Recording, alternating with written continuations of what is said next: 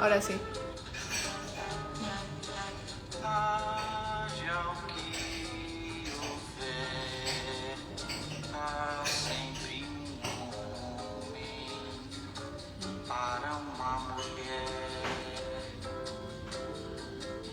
Ellos también. Para esquecer falso amor e uma vontade de morrer. Ahí se están uniendo ya. Seja como ¿Estás en el qué?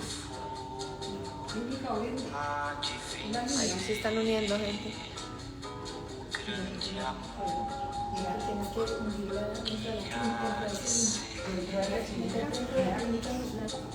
coração. ¿Ya van entrando? Pra quem Ahí se lo tienen. Sí, cuando están así.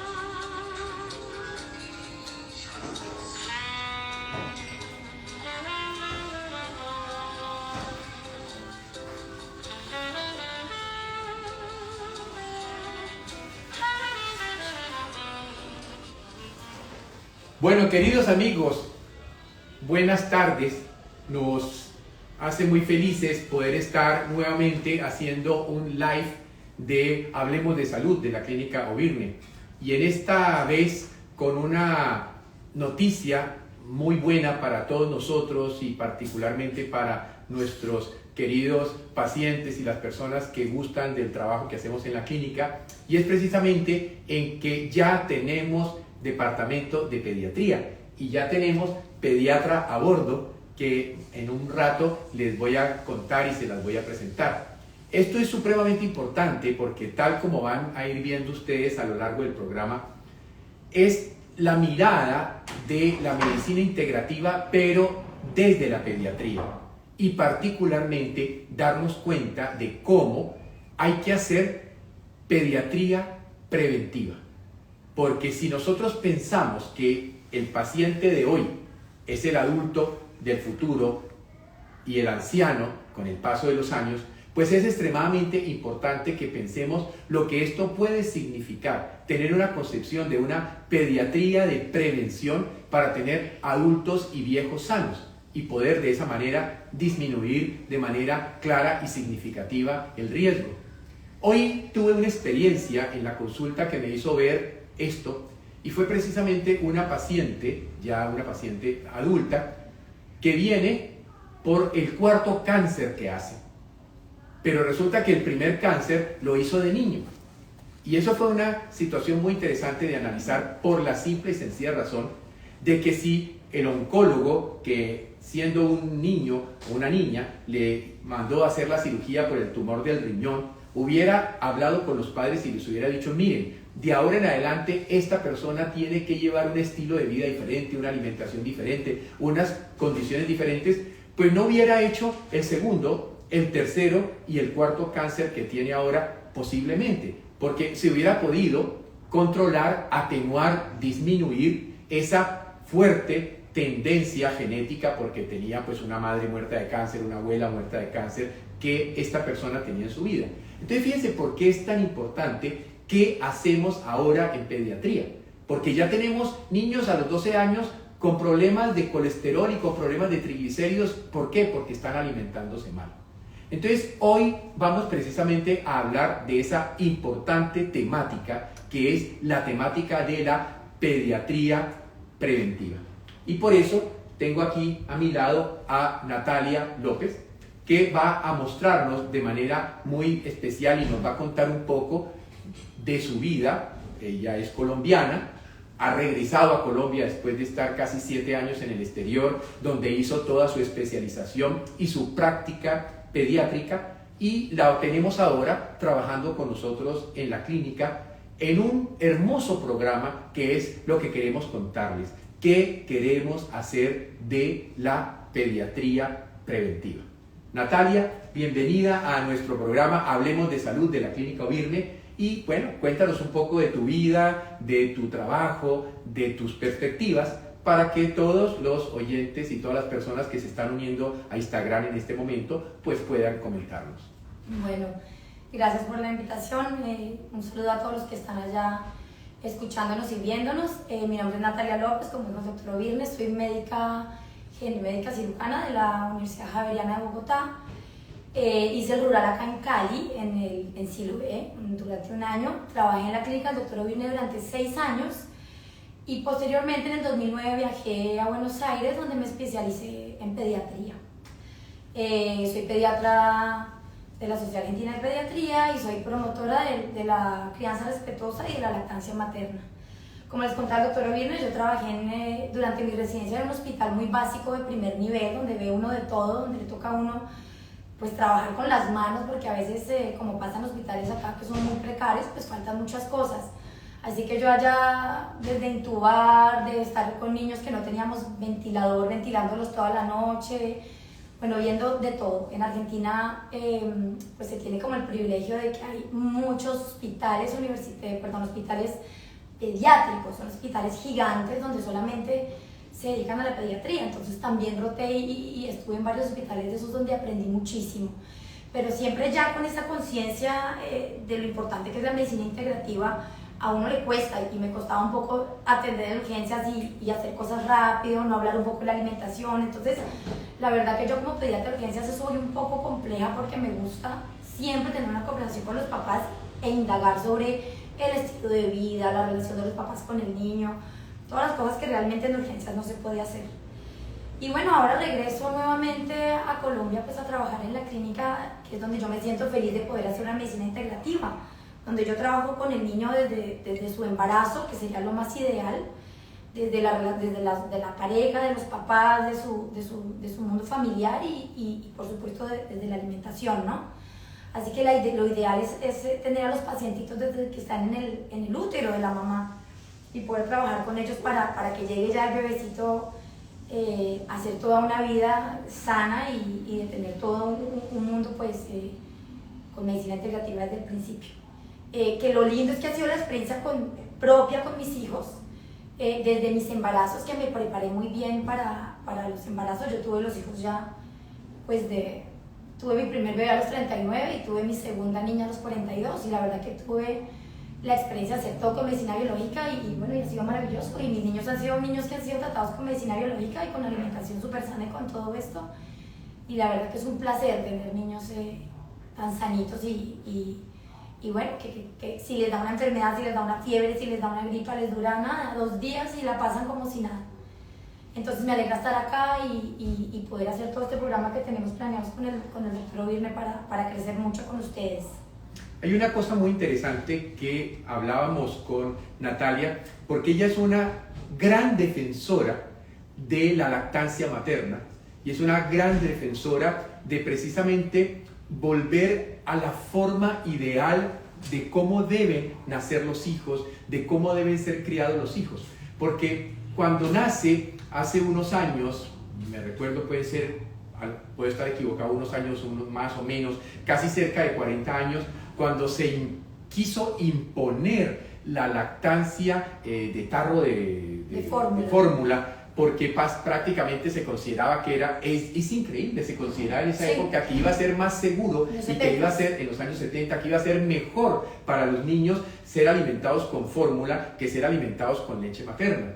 Hoy día todo ese mito indudablemente fue eliminado, destruido, y se está tratando de regresar al concepto de la lactancia materna y también a tener en cuenta algunas cosas que vamos a comentar de cuáles pueden ser o no ser las leches adecuadas para que un niño, un lactante, un niño neonato, etcétera, consuma. Y aquí quiero comentarles de algo que es bien interesante, porque estábamos hablando con ella de que realmente el tratamiento en pediatría debería empezar a partir del 6º mes del embarazo. Es decir, que los últimos meses, 6º, 7º, 8º, 9º, o sea, el último trimestre del embarazo, empecemos a trabajar fuertemente en la madre. ¿Por qué razón? Porque si el intestino de la madre está sano, la leche que ella va a producir en su glándula mamaria y que el niño va a recibir va a ser una leche adecuada. Por lo contrario, si el intestino de la madre está inflamado, esta leche va entonces a tener unos glóbulos blancos que se llaman linfocitos, que pueden ser proinflamatorios y generarle cólico del lactante y generarle estreñimiento y generarle permeabilidad anormal al niño, es decir, empezar a poner problemas a un recién nacido que está recibiendo leche materna porque no hemos preparado a la madre. Y eso es una idea que queremos lanzar a todos ustedes para que si usted es una mamá gestante que está ya en el 6º, en el 7º mes del embarazo, venga con nosotros para entender este aspecto. Usted sigue con su ginecólogo y su obstetra y con él va a atender su parto y hacer todo lo que nosotros no atendemos parto ni nos encargamos de eso. Usted está con su obstetra y con él va a hacer su parto. Pero nosotros le vamos a empezar a explicar a usted, querida mamá, que está embarazada, que en 2 o 3 meses va a tener un hijo, cómo se tiene que alimentar. Vamos a detectar, porque hay formas de hacerlo, cómo está su intestino, si está inflamado, si está permeable, si por lo tanto tiene problemas que favorezcan que esa inflamación del intestino nos lleve a una leche materna que va a favorecer también la inflamación del intestino del bebé y que genera muchos de los problemas que pueden ser un cólico, pero que también pueden ser problemas de la piel. Muchas de las erupciones y de los problemas que los niños a veces tienen, el culito quemado, por ejemplo, porque la caca está ácida, etcétera, tienen que ver con que la leche materna no sea la ideal. Ahora, el otro problema es que si al niño le estamos dando leche de vaca, hay que saber que la gran mayoría de los niños tienen reacciones en contra de una proteína que se llama la beta-lactoglobulina y que la beta-lactoglobulina de la leche de la vaca presente en la leche de la fórmula va a hacer entonces que el niño también pueda tener problemas de inflamación del intestino y problemas que luego repercuten o sobre la piel o sobre los pulmones. Porque hay que saber que la inflamación del intestino puede inflamar pulmones, puede inflamar garganta, oídos, puede poner al niño a moquear y a tener rinitis, pero también les puede inflamar la piel. Entonces, Natalia, cuéntanos un poquito de todo ese aspecto de lo que significa realmente la tolerancia natural hacia la leche materna, la no tolerancia hacia las leches de fórmula y la importancia de sanar este intestino en la mujer. Claro, bueno, como dice el doctor Ovine, es básico que el bebé ya desde el minuto 0 comience con una lactancia ideal, con una leche que no tenga inflamación para que el bebé desde el minuto 0 esté bien, esté tranquilo, esté cómodo, se sienta pues, dentro de todo el cambio que ha tenido, que es un cambio importante, salir del útero al mundo. Su nuevo útero, que vendría siendo su gestación externa, como la llaman ahora, los siguientes 9 meses es como una gestación externa, que sea su mamá, y la leche materna pues que sea lo más ideal, porque lo que dice el doctor Ovine, el cólico del lactante es un tema que genera mucha dificultad, muchas malas noches, mucha complicación en la pareja, incluso con los bebecitos recién nacidos.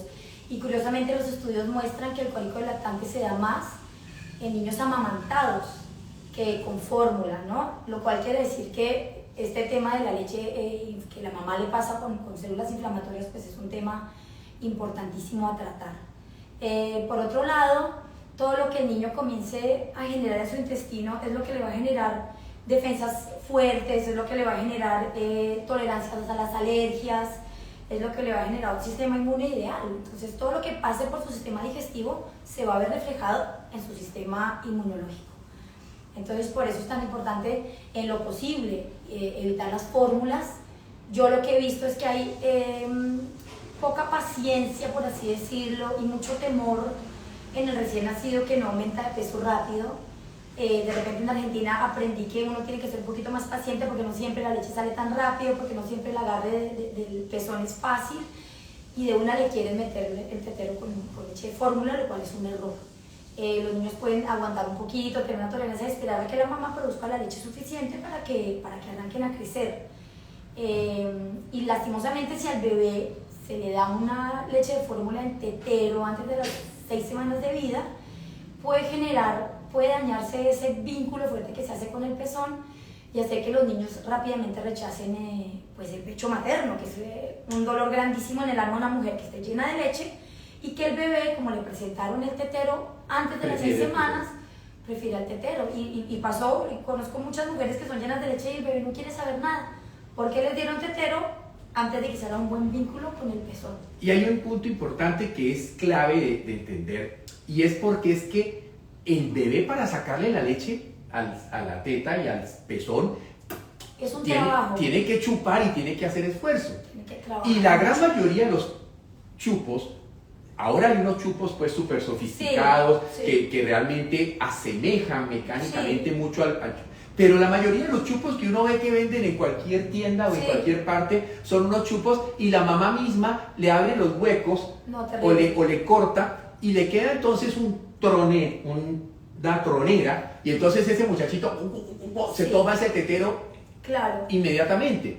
Por lo tanto, es mucho más fácil tomar tetero que chupar del pezón. Y eso es lo que Natalia nos quiere hacer caer en cuenta. Crearle ese vínculo al niño hacia el pezón es fundamental, y por tanto darle tetero, y peor con chupos cortados, mal cortados, que le saquen la leche a borbotones, es catastrófico, porque ya nos está dañando todo ese proceso de crecimiento y desarrollo que necesitamos en el niño. Claro, o sea, se da leche de fórmula que al final y al cabo es de vaca, y ya arranca el pobre niño a tener pues una reacción inflamatoria y una reacción ante una proteína que no es la de su mamá. No. Lleva 9 meses conociendo solo información de él y de su mamá, y le meten un tetero que tiene información diferente. Eso quiero llamar la atención aquí, Nata. ¿Por qué?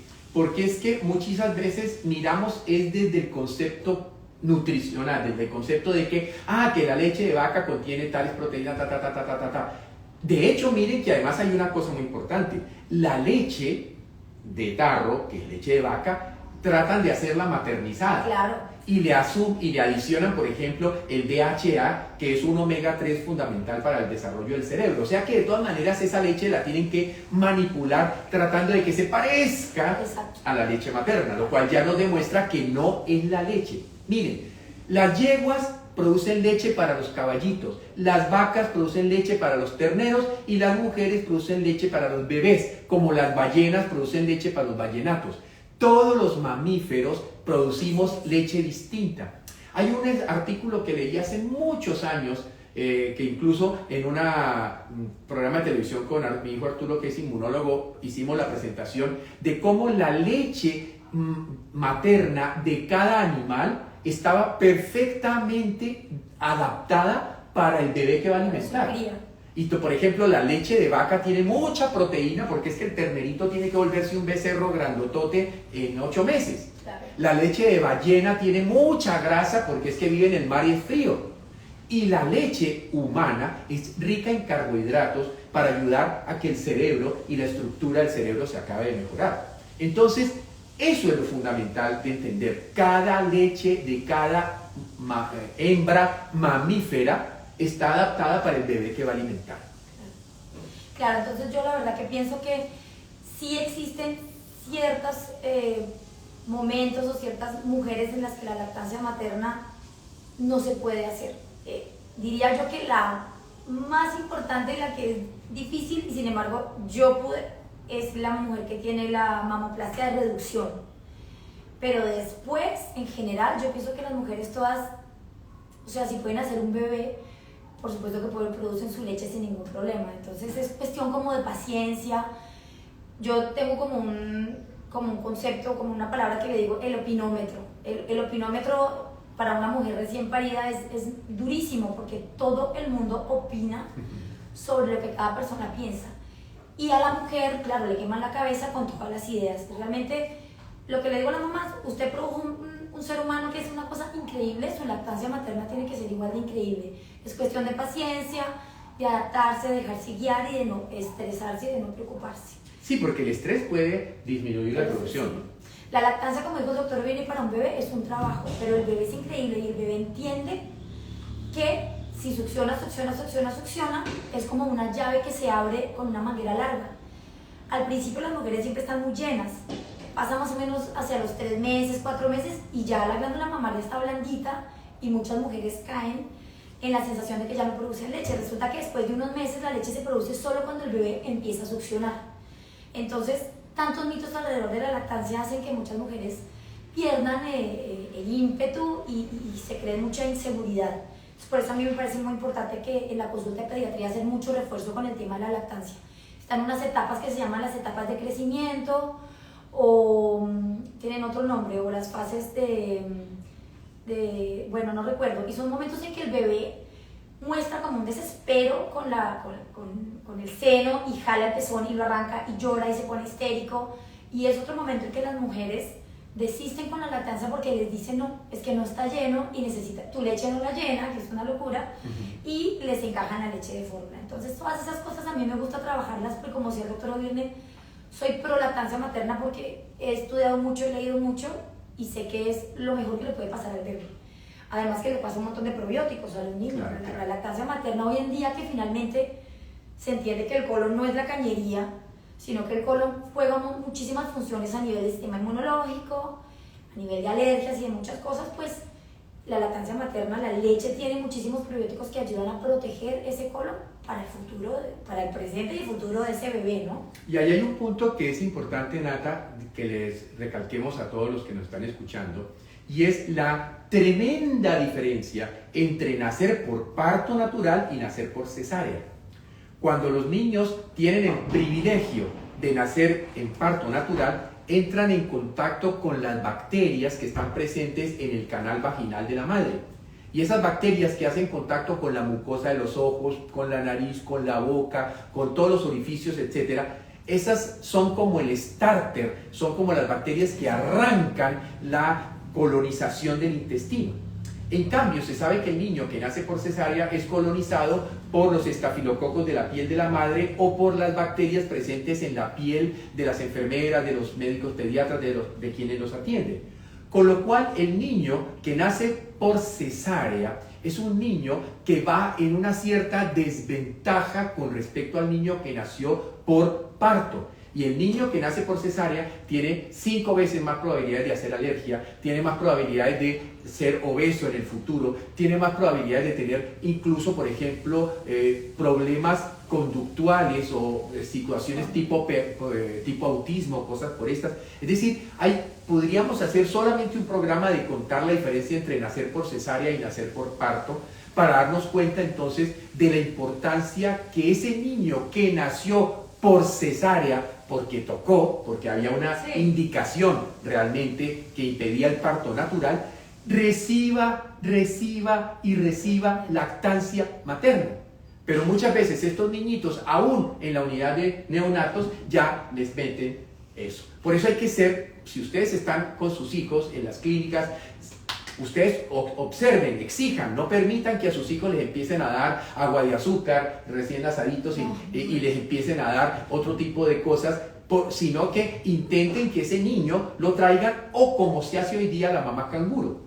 Canguro. ¿No es cierto? Donde entonces la mamá se va allá, incluso el niñito está en la incubadora, lo que sea, la mamá se va allá y se lo pone aquí en el pecho, que además el niño apenas oiga el corazón de la madre y la respiración de la madre, eso automáticamente el niño se relaja, y está demostrado que esas horas que puede pasar allí entre el seno de la madre, no tomando leche, simplemente allí en contacto con la piel de la madre, por eso se le llama mamá canguro, es de lo mejor que hay. Y que como hoy día eso ya está reconocido a nivel mundial, de que hace que el niño bajo de peso o lo que sea crezca más rápido, tenga mejor inmunidad, etc. Entonces esas cosas, por favor, ténganlas muy en cuenta, porque en estos programas que vamos a estar haciendo con Natalia por Instagram y que vamos a hacer también en el programa de radio de Carvajal, vamos a empezar, al igual que unos blogs que vamos a poner en la página web de la clínica, a educar desde el punto de vista de pediatría preventiva. No queremos mamás que nos traen los niños porque están con fiebre o con tos o con gripa. Que si están con fiebre, tos y gripa, claro que los tienen que traer. No, queremos a la mamá que viene a aprender cómo hacer para que su hijo sea sano. En estos días leí algo que me encantó y se ha puesto muy de moda en pediatría, que se llama la teoría de los 1000 días. Que dice que los 3 primeros años de vida son el futuro de un adulto o de un viejo. Contanos un poquito de ese tema. Sí, o sea, en realidad es hablando mucho del tema de la lactancia, del colon, de la microbiota intestinal, de todo lo que se refleja en el sistema inmunológico, en el tema de las alergias, en todo. Son los primeros 3 años de vida el momento ideal en el que uno puede hacer un cambio o mejorar el futuro de un niño. O sea, ¿para bien o para mal? Claro, para bien o para mal, exactamente. Entonces, por ejemplo, niños que nacen por cesárea son niños que tienen que tener sí o sí un tratamiento para el colon, para su microbiota, para mejorar todo esto y evitar en un futuro pues todos los temas de alergia que se ven y todos los temas de un sistema inmune de niños asmáticos, niños bronquíticos, niños que hacen sinusitis, que les crecen las adenoides y vuelven y les crecen y vuelven y los crecen y los siguen operando. Todas esas cosas son básicas tratarlas en los primeros 3 años de vida. Yo la verdad que me impresiona ver cómo he visto ya en la consulta niños por cesárea que nunca nadie les ha tratado con probióticos, ni la microbiota, ni les ha, no, absolutamente nada. Ni hablar de los niños que no tienen lactancia materna y que además son por cesárea. Entonces, no es tan ideal, no se logran los objetivos que se quieren. Entonces, bueno, es muy importante tener eso en cuenta para no dejar a un lado y pensar que hay que trabajar al niño indispensable e ideal sus primeros 3 años de vida, sí o sí. Claro, eso está llevando a...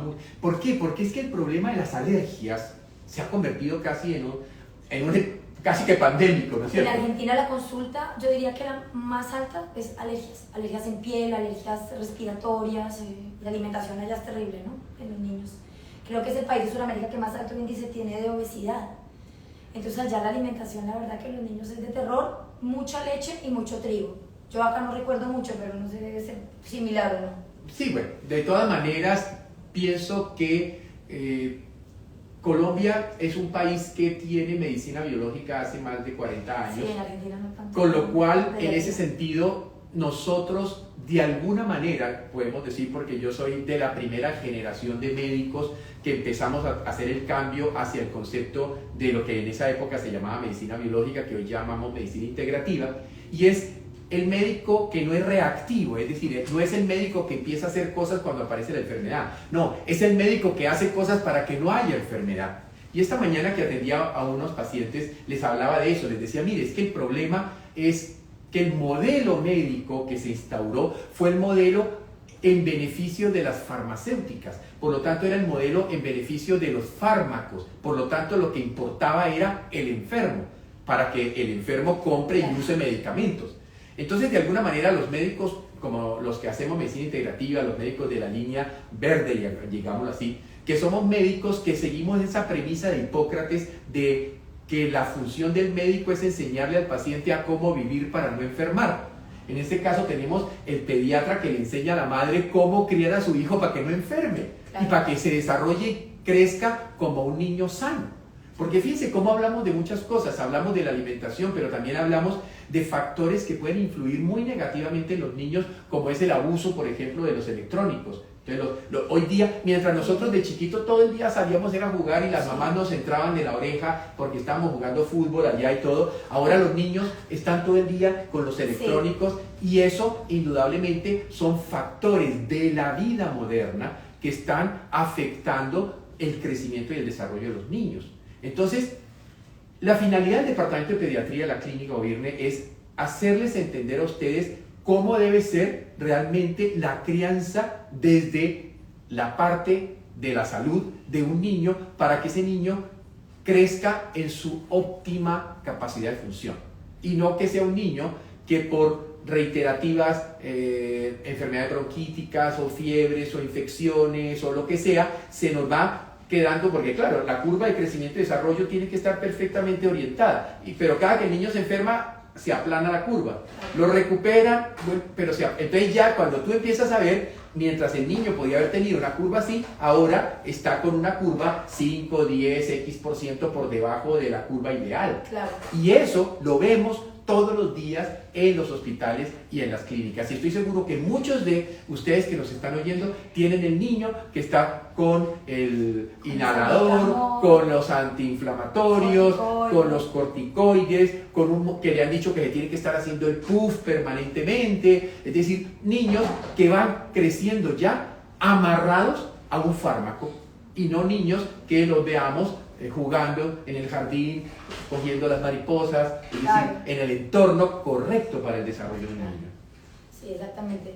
Ojo que el hecho de que yo haga pediatría integrativa no quiere decir que no haga la pediatría que se hace en un consultorio comúnmente. O sea, nosotros en la clínica la idea es hacer controles de niños sanos como los hace cualquier cualquier pediatra, pero por supuesto haciendo énfasis en todo lo que sería la alimentación, que la verdad que yo veo que es algo pues que es difícil hacer en un consultorio tal vez, pero que tampoco hay como mucho énfasis. Yo la verdad que ni cuando estudié en la facultad de medicina, ni tampoco cuando hice la especialización en pediatría, tuve clases importantes sobre la alimentación de los niños, sobre fórmulas de leche de vaca, pero la verdad que de ahí no, o cómo hacer que una leche de vaca sencilla se pueda mejorar un poco para la gente que de repente no puede comprar una fórmula y tiene que darles, pero nunca nadie me habló de lo malo que puede llegar a ser el trigo. El tema de los lácteos se está empezando a destapar en pediatría y yo ya veo muchos colegas que dicen si lo van a operar de adenoides no le puede volver a dar leche porque vuelve y le crece. Ya veo que están entendiendo que los mocos tienen mucho que ver con todo lo de la vaca, ya están entendiendo que el calcio no es solo leche. Claro, que la leche y el calcio son lo único que existe. Yo le digo a mis pacientes, yo los primeros 6 años que trabajé en la clínica del doctor Virne, vi mujeres adultas, muchísimas con osteoporosis de cabo a rabo, toda la vida se tomaron 3 vasos de leche, su queso, su yogur y la osteoporosis igual. Entonces es como entender ese tema y salirnos de esa hipnosis en que nos han tenido tantos años de que la leche de vaca es lo más importante, porque a mis mamás pacientes les cuesta mucho ese cambio, ¿no? Entender que la leche de vaca les da miedo, creen que se van a partir el hueso, que no, un niño que esté bien alimentado, que coma todas las verduras y todos los granos y que consuma otros alimentos, pues no tiene por qué tener ningún problema de huesos, en lo absoluto y para nada. Eso es lo que nos han querido meter en la cabeza durante tantos años. Y además que la leche de hoy en día es leche industrializada, que son vacas que están tenidas en muy malas condiciones de vida para la vaca, ¿no? Mucho estrés para el animal, no sé, vacunas, hormonas, o sea, es una leche, son unos lácteos que uno consume que uno ya no sabe ni qué se está comiendo. O vacas que teniendo que ser vegetarianas, las ponen a comer trigo, las ponen a comer sorgo, las ponen a comer soya transgénica. Hay un libro que si alguno lo puede buscar, búsquenlo en internet que tal vez está. El libro se llama Don't Drink Your Milk, que es del profesor Oshki, sí, que es el jefe de pediatría de la Universidad de Nueva York. O sea, un jefe de pediatría de una universidad americana escribe un libro que dice no se tome la leche. ¿No es cierto? Entonces, que de hecho eso fue casi como un boom en los Estados Unidos, porque fue la primera vez que un profesor de universidad con un puesto dentro de una universidad y un hospital se animó a ir en contra de esos que se vuelven paradigmas, es decir, que si el niño no tomaba leche eso era peligrosísimo.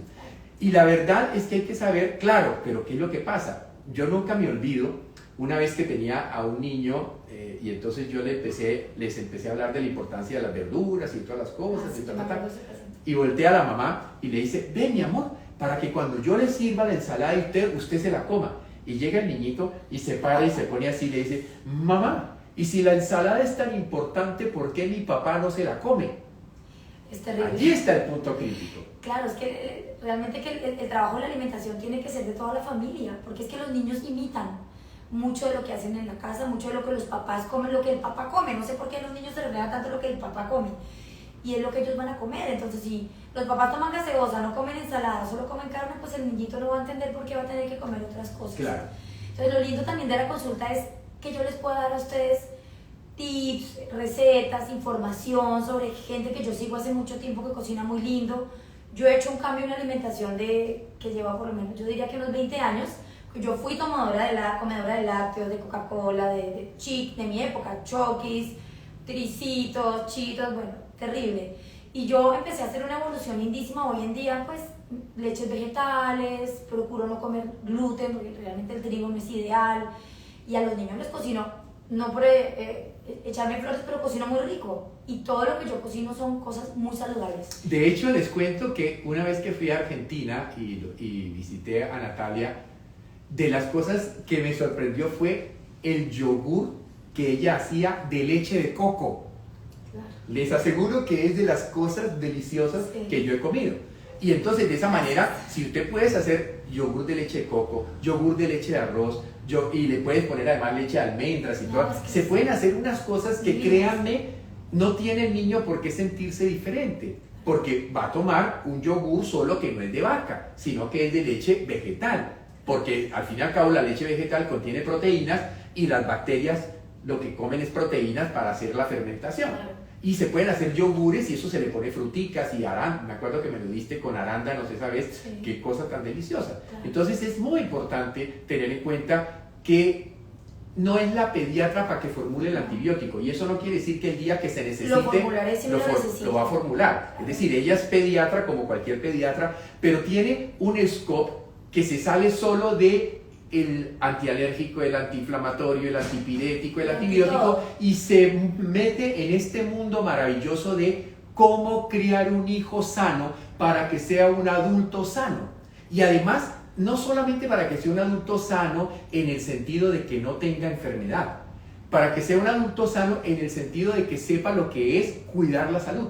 Y por lo tanto, de adulto, seguramente se sigue alimentando correcto y seguramente no va a tener los vicios del cigarrillo, del alcohol o de las drogas, porque lo podemos ir criando con una concepción y una visión diferente de la salud. Sí, sí, sí, y es increíble que los niños, por ahí a partir de los 3 años, de 4 años, que han sido criados con comida muy sana, tienen el concepto en su mente de lo que es saludable y de lo que no.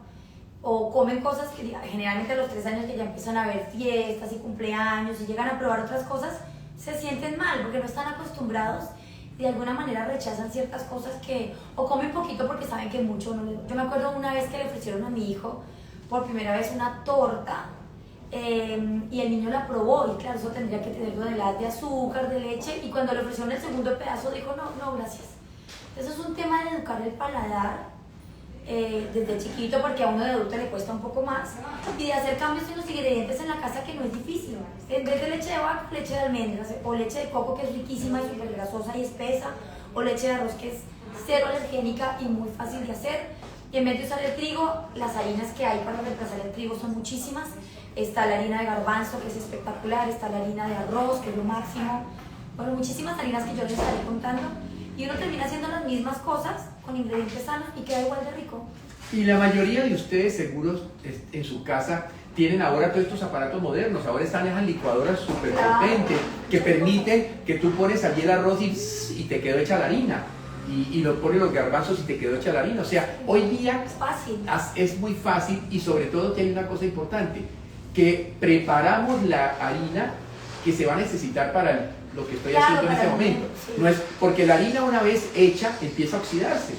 Por lo tanto, si la receta o algo necesita media taza, una taza, pues yo pongo la cantidad de arroz y preparo la harina de arroz o de la harina de garbanzo o la harina de lo que sea en el instante en que estoy preparando eso, y no compro una harina que por estar hace rato molida, pues ya se ha oxidado, lo cual hace que muchos de los aspectos adecuados y buenos del nutriente o del alimento se pierdan. Claro. Sí, la idea es realmente como volver a las raíces de la comida casera, sencilla, saludable, y evitar los ultraprocesados, que la verdad que en Argentina hay un movimiento importante con los ultraprocesados, porque es que los ultraprocesados son un peligro para la salud. Además de que realmente no ponen en la etiqueta lo que tienen, No, están para poniendo nada. lo que tienen, y hoy en día se está exigiendo que pongan realmente qué cantidad de azúcar, que sí contiene de lo que, qué contiene de lo que no están poniendo, y las cantidades. Entonces, todas esas papillas de arroz, papilla de 1000 cosas que son hechas para bebés ultraprocesadas, esas cosas para mí, la verdad que son un peligro. Y fíjate que ahora que tú nos dices eso, se da uno cuenta de las cosas que hacen, ¿no? Porque ya la gente aprendió a que glutamato monosódico, pues no es nada bueno para la salud. Entonces ahora ya no ponen glutamato monosódico, ponen GMS. Claro, claro, o sea, omiten o cambian para que uno no se dé cuenta, o para la gente que no lee mucho no se dé cuenta. Hay que hacer conciencia, empezar a leer las etiquetas para poder escoger, pero nuevamente sigue siendo mucho mejor preparar en casa, y no es difícil. Yo les aseguro, yo con 2 niños pequeños y como pediatra lo he hecho, no es tan imposible, no es imposible. Es simplemente como coger la rutina, y es fácil, es muy sencillo. Así que son las cosas que a mí en la consulta me gusta hablar con ustedes de la alimentación, que es súper importante. Y bueno, Y van a tener ustedes una experiencia diferente, porque no es la consulta de los 10 minutos o 15 minutos de la EPS, sino que es una consulta en la cual gastamos una pequeña parte del tiempo para la atención de lo que el niño en este momento esté sufriendo, pero vamos a invertir una gran parte del tiempo en educación, porque al igual que nosotros en la medicina de adultos, gastamos una buena parte del tiempo en hacerle comprender al paciente cuáles son los hechos o las acciones de vida que lo pueden estar enfermando. Igual aquí van a aprender cuáles son los hechos o las acciones de vida que pueden hacer que este niño no termine de una crisis alérgica en otra, o de una rinitis en otra, o de una otitis en otra, o la infección urinaria, o la niña de 4 años con flujo vaginal inespecífico, que casi siempre es un colon estreñido o una alimentación incorrecta. Esto es clave, y lo que queremos es empezar realmente con nuestro departamento de pediatría a la nueva generación de colombianos que permita que tengamos gente saludable y sobre todo gente que recurra. Yo creo que la pandemia ahora nos ha mostrado, yo digo que de las cosas buenas, si es que podría decirse eso, de la pandemia, es que de alguna manera le está mostrando a la sociedad que nosotros teníamos la razón cuando hablábamos en el sentido de que la enfermedad había que prevenirla. ¿Quiénes son los que ahora están teniendo problemas? Los hipertensos, los obesos, los diabéticos, es decir, los que tienen las enfermedades crónicas, enfermedades que tienen una relación directa con el estilo de vida, con la forma de alimentación, con cómo los criaron de niños. Entonces hoy día estamos viendo que la gente adulta que de alguna manera tuvo una crianza mejor, ha podido, si ha tenido el COVID, ha podido salir fácilmente de él. Mientras que los que venían con las que llaman, ahora que todo el mundo ya usa la palabra, comorbilidades, esos se pudieron complicar y tristemente muchos se murieron. Entonces, esta pandemia nos está diciendo, la forma como estábamos viviendo, la forma como estábamos alimentando, no es la correcta. Así que es un deber nuestro frente a la comunidad y frente a la sociedad, que ayudemos realmente a que los niños crezcan sanos, y para eso tenemos entonces un departamento de pediatría y tenemos una pediatra con sentido integrativo, que es lo más importante que vamos a hacer para ustedes en estos meses. Bueno, esto es básicamente la introducción que tenemos de este programa de Hablemos de Salud por Instagram de la Clínica Obirne. Esperamos que nos dejen muchas de sus preguntas, de sus dudas, para poder contestarles, para poder hacer en unas 2 semanas otro nuevo programa. Les estaremos avisando en la página web de la clínica para que entonces ustedes puedan de esa manera recibir la información que necesitan, aclarar las cosas que necesiten, que podamos entender entonces qué es lo óptimo, qué es lo que hay que prevenir, qué es lo que hay que mejorar, y cómo de esa manera podemos realmente lograr una camada, por así decirlo, sí, una camada de niños más sanos. Sí, los espero en el consultorio. Entonces los esperamos próximamente en la clínica, en el departamento de pediatría. Llamen, acuérdense, piden cita con la doctora Natalia, cita para evaluar a sus hijos sanos, cita para que ustedes como mamás puedan con ella recibir información, optimizar las cosas, y a las mamás embarazadas en el último trimestre del embarazo, para que entonces reciban todas las indicaciones de cómo sanar su intestino, cómo preparar. Entonces es bien importante que tengan eso muy en cuenta.